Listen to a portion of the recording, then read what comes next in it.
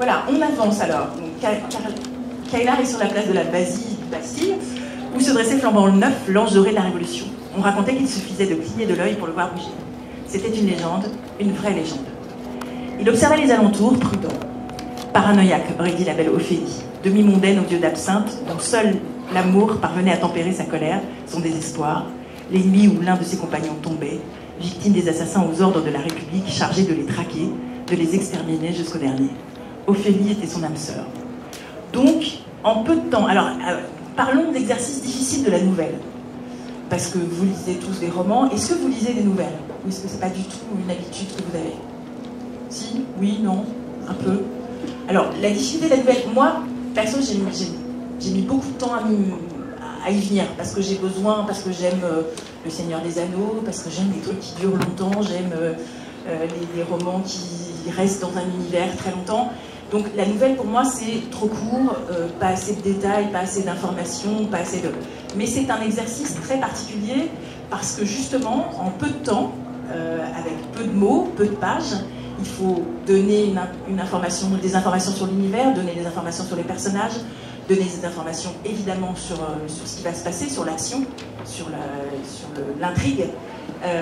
Et là vous en avez déjà pas mal.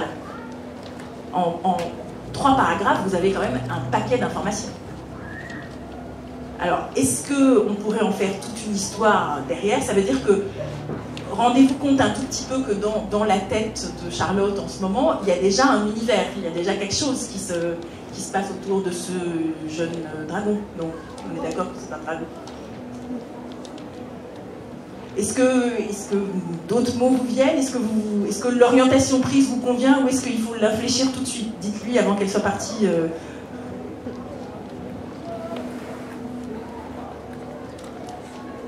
Bon, je vais continuer à meubler.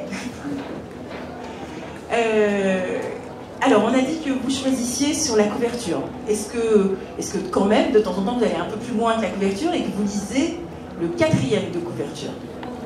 Ouais. Tout le temps? Non. Vous savez qu'il y a des éditeurs qui disent que le choix d'un livre, ça se fait en 7 secondes sur la couverture. C'est assez effrayant, ça, hein? C'est effrayant. Mais, des fois, c'est vrai.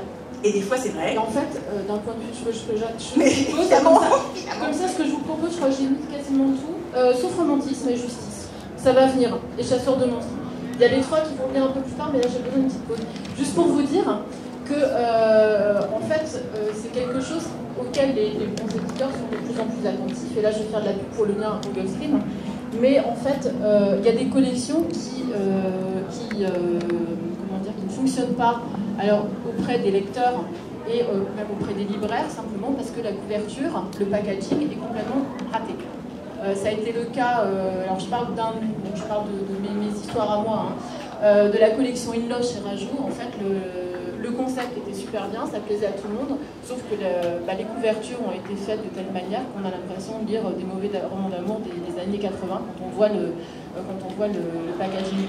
A contrario, vous avez d'autres éditeurs qui vont vraiment miser énormément sur le look, on va dire, des romans. Bon voilà, ça peut être Gulfstream, ça peut être aussi Brajlon. Je pense notamment à la superbe illustration du dernier roman de Samantha, Métamorphose, qui a été faite par Mélanie Delon. Ça peut être effectivement là ça marche, quoi. Voilà, parce que ça c'est une couve sur laquelle vous vous précipiteriez, bien évidemment. Tant d'étoiles dans la nuit. Voilà, donc ça a le mérite de dire ce que ça veut dire, c'est classique, efficace, il n'y a pas de truc repoussoir, quoi. On aime ou pas, mais c'est pas repoussoir. Voilà. Et Gulfstream a un 4e de couve un peu rigolo. Voilà. Je retourne travailler, mais faites-moi passer des idées là. Je crois qu'ils en ont pas, ils ont chaud, ils sont cuits, le cerveau ne fonctionne pas, c'est ça. Mais nous aussi on a chaud. On crève de chaud. On nous a dit qu'il allait faire froid, on est sur l'hiver, donc... Oui, c'est ça. Donc allez-y, n'hésitez pas à faire passer des mots, et voilà, et s'il y a des trucs qui vous semblent bizarres, dites-le moi. Les carnets continuent à tourner ou je vous les ai enlevés et du coup ils se sont arrêtés?